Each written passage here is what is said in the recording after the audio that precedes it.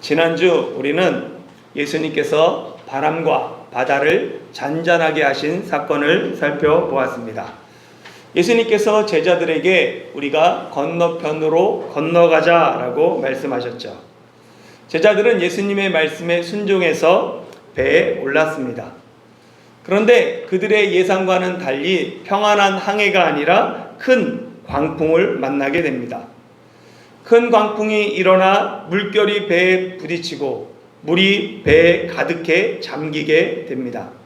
제자들은 죽음의 두려움에 빠졌는데 예수님은 배 뒤편에서 주무시고 계십니다. 이에 제자들은 예수님을 깨워서 선생님이여 우리가 죽게 된 것을 돌보지 아니하시나이까 라며 예수님께 원망합니다. 잠에서 깬 예수님이 바람을 꾸짖으시고 바다를 향해 잠잠하라 고요하라 명령하시자 바람이 그치고 아주 잔잔해졌습니다. 제자들은 예수님이 광풍을 잠잠하게 하는 것을 보면서 심히 두려워하며 그가 누구이기에 바람과 바다도 순종하는가 서로 물으며 끝납니다. 예수님이 누구신가? 이 질문이 마가복음 전반부의 핵심입니다. 복음서는 예수님이 누구신지를 기록한 책입니다. 오늘 본문은 지난주 제자들이 질문했던 그 질문에 대한 답을 기록하고 있습니다. 예수님이 누구신가? 그것을 함께 본문을 통해 살펴보겠습니다. 1절부터 5절 말씀 같이 한번 다시 읽어볼까요? 시작. 예수께서 바다 건너편 거라사인의 지방에 이르러 배에서 나오시매 곧 더러운 귀신 들린 사람이 무덤 사이에서 나와 예수를 만나니라. 그 사람은 무덤 사이에 거처하는데 이제는 아무도 그를 쇠사슬로도 맬 수 없게 되었으니 이는 여러 번 고랑과 쇠상슬에 매었어도 쇠사슬을 끊고 고랑을 깨뜨렸음이러라. 그리하여 아무도 그를 제어할 힘이 없는지라. 밤낮 무덤 사이에서나 산에서나 늘 소리 지르며 돌로 자기의 몸을 해치고 있었더라. 아멘. 예수님을 모신 배가 마침내 목적지인 바다 건너편 거라사인의 지방에 도착합니다.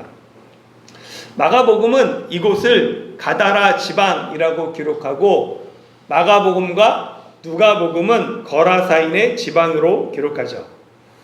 이런 차이는 당시 지리적 행정 구역을 바라보는 관점과 이 복음서를 읽는 첫 번째 독자의 차이 때문입니다. 가다라 그리고 거라사 모두 데가볼리에 속한 도시들입니다. 데가볼리는 10개의 도시라는 뜻이에요. 헬라어로 데카, 열이라는 뜻이고 그리고 볼리, 폴리스, 도시라는 뜻입니다. 나폴리가 새로운 도시, 네오폴리스 헬라어에서 온 것처럼 이 데가볼리는 10개의 도시를 연맹한 지역, 그 10개의 도시를 함께 뜻하는 지역입니다. 마가복음의 가다라는 갈릴리 바다에서 건너면 비교적 가까운 도시고 유대인들에게 잘 알려진 도시예요. 반면 그 거라사는 갈릴리 바다에서 비교적 좀 멀리 한 50km 정도 떨어진 도시이고 데가볼리에서 헬라와 로마 문화의 중심지로 알려져 있습니다. 이방인들에게 잘 알려진 도시예요. 마가복음과 누가복음은 그 독자가 로마인과 이방인들입니다. 그래서 그들에게 잘 알려져 있는 거라사라고 기록하고 마태복음의 독자는 유대인이기 때문에 유대인들에게 잘 알려진 가다라라고 기록합니다. 데가볼리의 10개 도시 중 각 독자에게 잘 알려진 지명을 각각 사용하고 있는 것입니다. 그래서 이 거라사인의 지방이 거라사 도시가 아니라 거라사인들이 넓게 퍼져 살고 있는 그 넓은 지역을 의미합니다.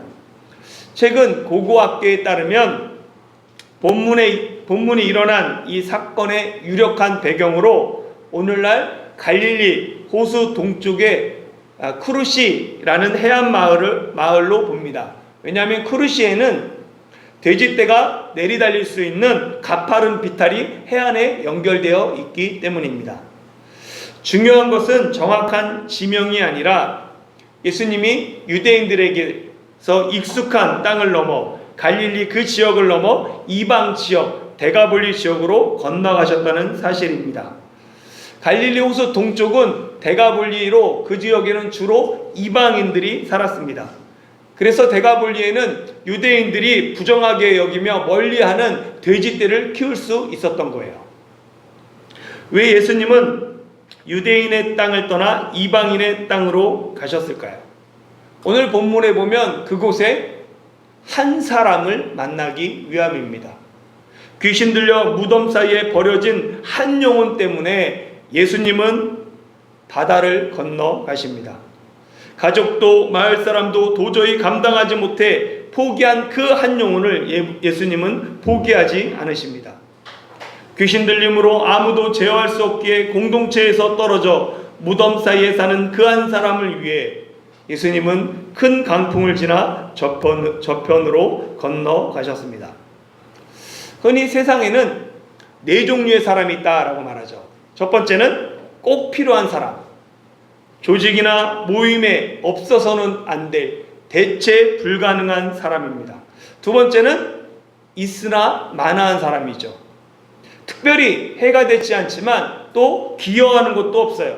그래서 있으나 마나한 사람이 두 번째고, 세 번째는 없으면 좋은 사람입니다.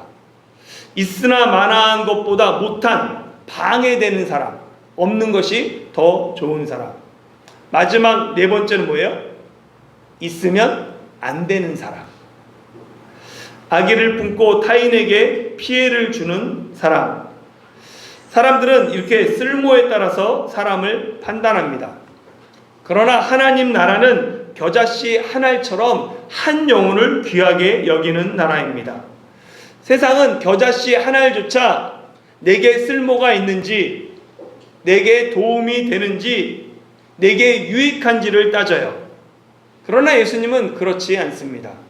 예수님은 더러운 귀신 들려 가족들조차 포기하고 사회에서 격리되어 무덤 사이에 버려진 그 한 사람을 찾아 갈릴리 바다 건너편으로 건너가십니다.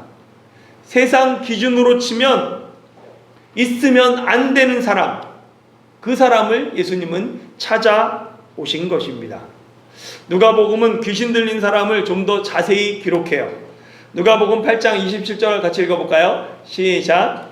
예수께서 육지에 내리심에 그 도시 사람으로서 귀신 들린 자 하나가 예수를 만나니 그 사람은 오래 옷을 입지 아니하며 집에 거주하지도 아니하고 무덤 사이에 거하는 자라. 아멘. 그러니까 그 사람은 처음부터 무덤 사이에 살던 사람이 아닙니다. 원래는 도시에 살던 사람이에요.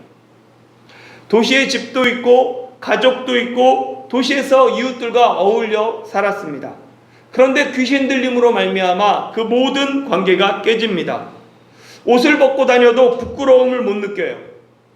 자기 몸을 해하면서도 아픔을 느끼지 못합니다. 결국 공동체에서 떨어져 무덤 사이에 살게 됩니다. 살아있지만 죽은 자들의 무덤 사이가 그의 삶의 자리가 됩니다. 당시 팔레스타인 지역은 자연 동굴이나 석회암을 깎아서 무덤으로 이용했습니다. 당연히 무덤 주변에는 사람이 살지 않아요. 시체 썩는 냄새 때문에 사람들이 가까이 하지 않습니다. 귀신의 특징 중 하나가 더러운 곳을 좋아한다는 거예요. 옛날 어른들이 방이 정리정돈되지 않았을 때 뭐라고 얘기해요? 귀신 나올 것 같다 라고 얘기하죠. 귀신이 더러운 것을 좋아하기 때문에 그렇습니다. 예수님도 귀신을 뭐라고 부르냐면 더러운 귀신이라고 불러요. 대만 거리에서 흔히 보는 풍경 중에 하나가 커다란 통에 지전, 종이돈을 태우는 모습이에요. 주로 일반 가정에서는 음력 1일과 15일 날 지전을 태우고 상점이나 회사에서는 음력 2일이나 16일에 지전을 태웁니다. 그러니까 한 달에 4번이나 태우는 거예요. 1년 중 가장 큰 제사 드리는 날이 음력 7월 15일 중원절입니다. 중원절이 되면 상점과 회사와 아파트 문 앞에 푸짐한 음식과 술과 과일을 차려놓고 향을 피우며 빠이빠이를 지내고 지전을 태우죠. 중언절이 되면 도시 전체가 쾌쾌한 향냄새와 지전 태우는 냄새와 연기로 가득합니다. 중언절에 가장 큰 귀신을 위한 제사를 드리는 이유가 1년 중 중언절이 가장 음기가 강한 날이기 때문입니다. 그러니까 귀신은 음의 기운이 가득한 냄새나고 더러운 곳을 좋아해요. 대만의 중언절의 풍경을 보면 없던 귀신도 나올 것 같아요. 귀신 들림이란 단순히 정신적으로 불안하고 정신이 이상한 상태를 말하는 것이 아닙니다. 성경이 말하는 귀신 들림은 악한 영적 존재가 사람 안에 들어와서 그 사람의 영혼과 육신을 지배하는 상태입니다. 오늘날 우리는 귀신 들렸다라는 이 표현을 조심히 사용해야 하죠. 모든 정신적 고통이나 질병을 귀신 들림으로 단정해서는 되지 않습니다. 우울증, 조현병, 공황장애, 불안장애, 중독 등 의학적 도움과 상담, 공동체의 돌봄이 필요한 경우들이죠. 교회가 육체의 질병에 걸린 사람을 돌보며 기도하고 그를 위해서 간절히 하나님께 간구하는 것처럼, 그를 정죄하지 않는 것처럼 정신적 질병에 걸린 사람을 위해서도 똑같이 돌보며 기도해야 합니다. 그러나 동시에 성경이 말하는 영적 세계를 부정해서도 안 됩니다. 오늘날 과학이 발달하면서 과학적 사고로 증명할 수 없는 그 영역은 무시하는 경향이 있어요. 그러나 성경은 더러운 귀신을 실제로 이야기합니다. 스페이스X와 피지컬 AI를 말하는 오늘날에도 전 세계적으로 귀신 들림 현상들이 다양하게 보고됩니다. 특히 대만은 영적 세계에 대한 인식이 매우 강한 나라예요. 절과 도교 사원이 편의점보다 많은 나라가 대만입니다. 대만에서 현지 목회를 하는 선교사님들의 이야기를 들어보면 주기적으로 귀신 들린 사람들이 찾아와 기도를 부탁하는 그 지인들이 많다라고 이야기를 합니다. 영화 곡성을 기억하십니까? 그 곡성에 보면 그 곡성을 만든 나홍진 감독은 곡성을 만든 계기를 이렇게 얘기해요. 현실에서 이해할 수 없는 너무나도 끔찍한 범죄들을 보면서 그 원인을 인간의 이성이나 논리로는 도저히 설명할 수 없었습니다. 그래서 그 원인을 결국은 초현실적인 악으로 볼 수 있다라는 그 결론을 가지고 영화를 만들었습니다 라고 말합니다. 그래서 곡성을 보면 단순히 눈에 보이는 것, 그리고 사람이 우리가 설명할 수 있는 독버섯으로 인한 환각 상태에 현혹되지 말고 선과 악의 영적 세계가 있다라고 우리에게 이야기하는 거예요. 특히 그리스도인은 보이는 것에 현혹되지 말고 영적 세계가 있음을 잊지 말아야 합니다. 오늘 본문에 등장하는 귀신 들린 사람의 세 가지 특징이 있어요. 첫 번째는 모든 관계가 깨어집니다. 공동체와 함께 있지 못하고 가족들조차 그를 멀리하며 홀로 무덤 사이에서 생활합니다. 둘째는 아무도 그를 제어하지 못합니다. 사람들은 여러 번 고랑과 쇠사슬로 그 사람을 묶어 보았지만 오히려 그가 쇠사슬을 끊고 고랑을 깨뜨렸습니다. 아무도 그를 제어하지 못해요. 세 번째는 자기 자신을 해칩니다. 밤낮 무덤 사이에서나 산에서나 늘 소리 지르며 돌로 자기 몸을 해치죠. 이처럼 귀신은 사람들과의 관계를 깨뜨리고 몸과 영혼을 해칩니다. 귀신은 생명을 파괴합니다. 귀신 들림은 더러운 귀신이 그 속에 들어갔기 때문에 그 사람과 상관없이 그 사람을 지배해서 그 사람을 조종하는 거죠. 그렇기 때문에 귀신 들린 사람에게서 귀신을 쫓아내면 원래 사람으로 정상으로 돌아옵니다. 이 귀신을 쫓아내는 행위를 축사라고 해요. 축사는 국어사전에 보면 귀신이나 요사스러운 기운을 물리쳐 내쫓는다 라는 뜻을 가지고 있습니다. 우리는 귀신을 가볍게 여겨서도 안 되지만 그렇다고 귀신을 두려워할 필요도 없습니다. 왜냐하면 귀신이 예수님보다 약하고 예수님이 귀신보다 더 크고 강하기 때문입니다. 더러운 귀신이 아무리 강해 보여도 예수님 앞에서 무기력합니다. 쇠사슬을 끊고 고랑을 깨트리는 귀신도 예수님의 말씀에 순종합니다. 5절부터 8절 같이 한번 읽어볼까요? 시작. 그가 멀리서 예수를 보고 달려와 절하며 큰 소리로 부르짖어 이르되 지극히 높으신 하나님의 아들 예수여, 나와 당신이 무슨 상관이 있나이까? 원하건대 하나님 앞에 맹세하고 나를 괴롭지 마소서 하니, 이는 예수께서 이미 그에게 이르시기를 더러운 귀신아 그 사람에게서 나오라 하셨음이라. 아멘. 귀신 들린 사람이 멀리서 예수님을 보고 달려옵니다. 그리고 예수님 앞에 절하며 큰 소리로 외치죠. 지극히 높으신 하나님의 아들 예수여.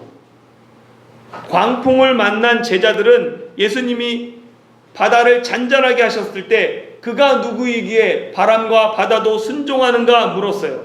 이 제자들의 물음에 대한 답이 귀신 들린 사람이 하고 있는 거예요. 귀신이 예수님을 지극히 높으신 하나님의 아들이라고 증언합니다.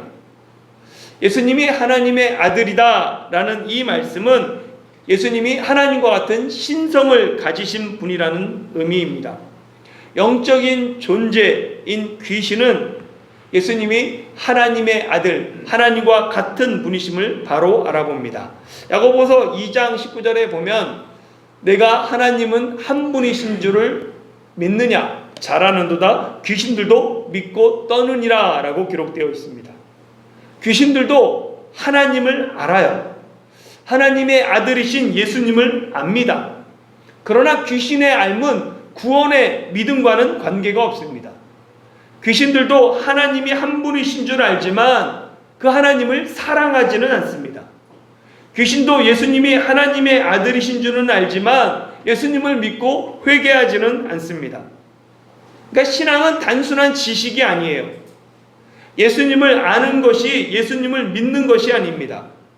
성경 지식을 알고 교리를 알고 예수님이 하나님의 아들이심을 아는 것만으로는 충분하지 않습니다. 믿음은 예수님을 알고 예수님을 내 삶의 주인으로 모시고 예수님의 통치를 받는 것입니다.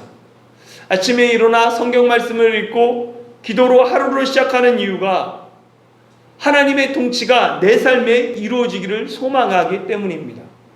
다른 어떤 것보다 우선순위가 하나님의 다스리심을 받고 내가 하나님의 사람으로 살기 위해서 하루의 시작을 말씀과 기도로 시작하는 것이죠. 창세기 3장에서 예언된 것처럼 예수님은 뱀의 머리를 상하게 하려고 여자의 후손으로 이 땅에 오셨습니다.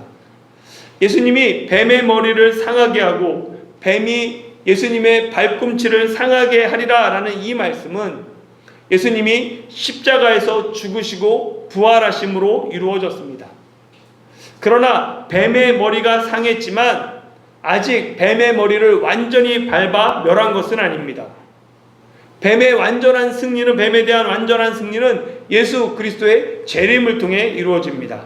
요한계시록 20장 10절에 보면 또 그들을 미혹하는 마귀가 불과 유황못에 던져지니 거기는 그 짐승과 거짓 선지자들도 있어 세세토록 밤낮 괴로움을 받으리라. 귀신의 마지막은 정해져 있어요. 그들은 마귀가 불과 유황못에 던져져서 세세토록 영원토록 밤낮 괴로움을 받는 것입니다. 귀신이 그것을 알기 때문에 한 영혼이라도 더 자기 편으로 만들기 위해 온 힘을 쏟습니다. 예수님도 한 영혼을 더 구원하기 위해서 온 힘을 다하죠. 귀신의 힘과 예수님의 힘이 서로 정면 충돌합니다. 당연히 예수님이 승리하시죠. 그런데 귀신이 버팁니다. 마가복음 1장에서 예수님이 회당에서 귀신을 꾸짖자 더러운 귀신이 큰 소리 지르며 경련하며 그 사람에게서 나왔어요.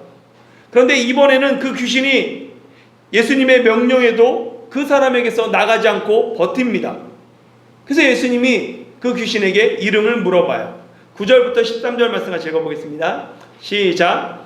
이에 물으시되 내 이름이 무엇이냐? 이르되 내 이름은 군대니 우리가 많음이니이다 하고 자기를 그 지방에서 내보내지 마시기를 간구하더니 마침 거기 돼지의 큰 떼가 산 곁에서 먹고 있는지라. 이에 간구하여 이르되 우리를 돼지에게로 보내어 들어가게 하소서 하니 허락하신데 더러운 귀신들이 나와서 돼지에게로 들어가매 거의 2,000마리 되는 떼가 바다를 향하여 비탈로 내리다라 바다에서 몰사하거늘. 아멘. 귀신의 이름이 군대입니다. 이 군대에 해당하는 헬라어는 네기온이에요. 이 네기온은 노마, 군대의 한 군단을 뜻합니다. 그러니까 노마 군단은 보통 수천 명, 한 6천 명 정도 병사로 이루어졌어요. 귀신의 이름이 이 군단인 것은 그 사람 안에 많은 귀신이 들어있음을 의미합니다.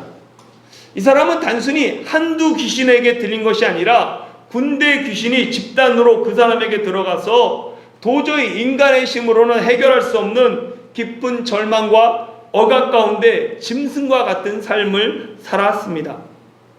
예수님은 그 사람의 괴로움을 아셨기에 바다를 건너 광풍을 뚫고 그 영혼을 구원하기 위해 찾아오셨습니다.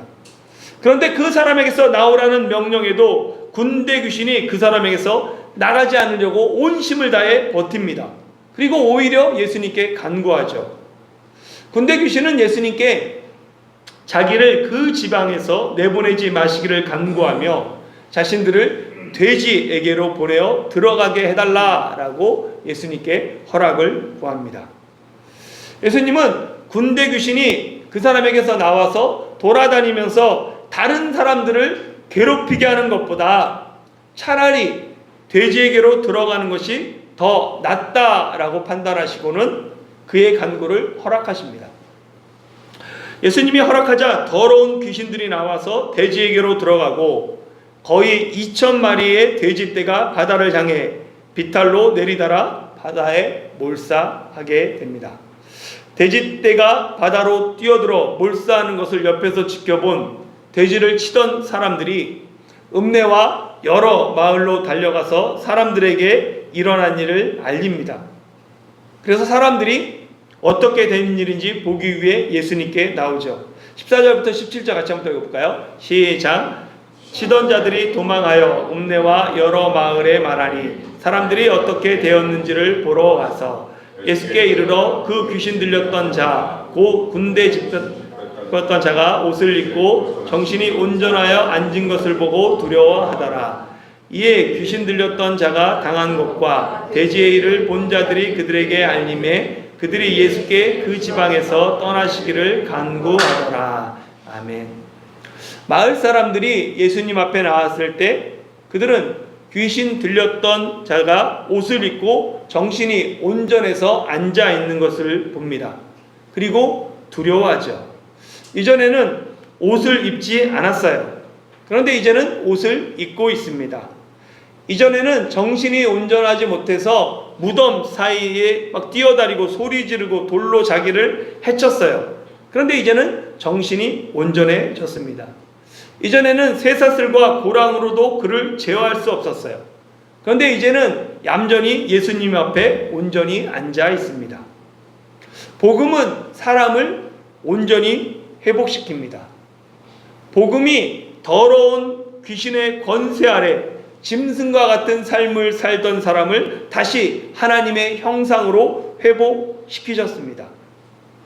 예수님의 구원은 단지 귀신을 쫓아내는 것이 아니라 인간됨을 회복하는 것입니다. 파괴된 하나님의 형상을 회복하고 끊어진 인간관계를 회복하고 다시 공동체의 일원으로 회복시키는 것, 그것이 온전한 복음입니다.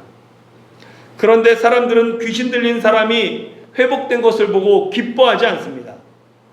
그들은 오히려 귀신 들린 사람이 온전히 된 것을 보고 두려워합니다. 그들은 귀신을 쫓아내고 사람을 온전하게 회복시키는 예수님의 능력을 보았어요. 그런데 그들은 예수님께 그 지방에서 떠나가기를 간구합니다. 예수님이 자기 땅에 오셨는데 사람들은 예수님을 영접하기보다 예수님이 떠나시기를 구했습니다. 그들은 스스로 구원의 기회를 거부합니다. 성경은 왜 사람들이 예수님께 그 지방에서 떠나기를 간구했는지 그 이유를 기록하고 있지 않습니다. 어쩌면 그들은 예수님이 머무시면 더 많은 돼지떼가 몰사할 것을 두려워했을지도 모릅니다. 어쩌면 그들은 더러운 귀신 들려 공동체에서 떨어져 무덤 사이에서 고통받던 그 한 사람보다 눈앞에서 사라져버린 경제적 손실이 더 아까웠을지도 모릅니다. 그 이유가 무엇이든 간에 그들은 생명의 주님을 거절했습니다. 세상은 돼지 2,000마리를 계산합니다. 그러나 예수님은 한 영혼을 위해 2,000마리의 돼지를 포기하십니다. 예수님은 한 영혼을 천하보다 귀하게 여기시기 때문에 그럴 수 있어요. 그럼 나는 무엇을 더 크게 보고 있습니까? 돼지 2,000마리와 한 사람의 회복 중 나는 무엇을 더 중요하게 생각하십니까? 많은 사람이 한 영혼이 중요하다라고 말하지만 실제 한 영혼을 위해 내 재정을, 내 시간을, 내 삶을 포기하지는 않습니다. 스스로 돌아볼 필요가 있습니다. 마지막으로 사람들이 예수님께 떠나시기를 간구하자 예수님은 그곳을 떠나기 위해 배에 오르시죠. 마지막 18절에서 20절 같이 읽어보겠습니다. 시작. 예수께서 배에 오르실 때 귀신 들렸던 사람이 함께 있기를 간구하였으나 허락하지 아니하시고 그에게 이르시되 집으로 돌아가 주께서 내게 어떻게 큰 일을 행하사 너를 불쌍히 여기신 것을 내 가족에게 알리라 하시니 그가 가서 예수께서 자기에게 어떻게 큰 일을 행하셨는지를 데가볼리에 전파하니 모든 사람이 놀랍게 여기더라. 아멘. 예수님이 배에 오르셨을 때, 떠나려고 하셨을 때 귀신 들렸던 사람이 예수님께 함께 있기를 간구합니다. 귀신 들렸던 사람은 예수님을 통해 새 생명을 얻었습니다. 그래서 예수님의 제자가 되어 예수님과 함께 다니고 싶어 하죠. 그런데 예수님은 그의 간구를 허락하지 않으십니다. 군대 귀신 들렸던 사람의 간구도 허락하는데 귀신의 간구도 허락한 그 예수님이 그 사람의 간구를 허락하지 않고 그 사람에게 집으로 돌아가 주께서 내게 어떻게 큰 일을 행하사 너를 불쌍히 여기신 것을 내 가족에게 알리라 라고 말씀하십니다. 모든 사람이 똑같은 방식으로 예수님을 따라야 하는 것이 아닙니다. 어떤 사람은 배와 그물을 버려두고 가족들조차 뒤로 하고 예수님을 따라야 합니다. 어떤 사람은 자기 삶의 자리였던 쇠간을 박차고 일어나 예수님을 따라야 하죠. 그러나 어떤 사람은 집으로 돌아가야 합니다. 가족에게 돌아가서 예수님이 행하신 일을 증언해야 합니다.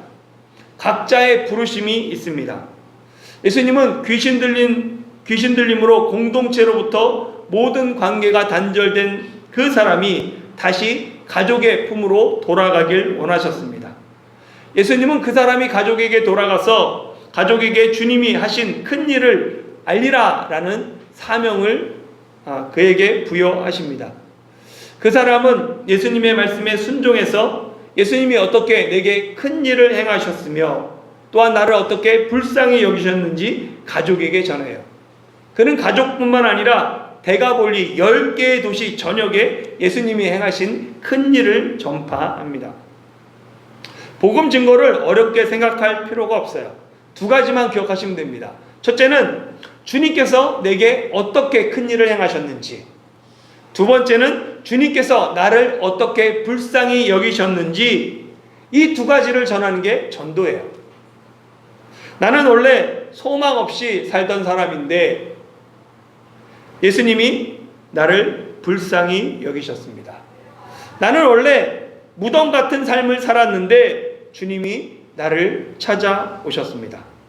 간증은 내가 얼마나 대단한 사람으로 변화되었는지를 자랑하는 것이 아니라 주님이 얼마나 내게 큰 일을 행하셨는지, 주님이 얼마나 나를 불쌍히 여기셨는지를 증언하는 것입니다.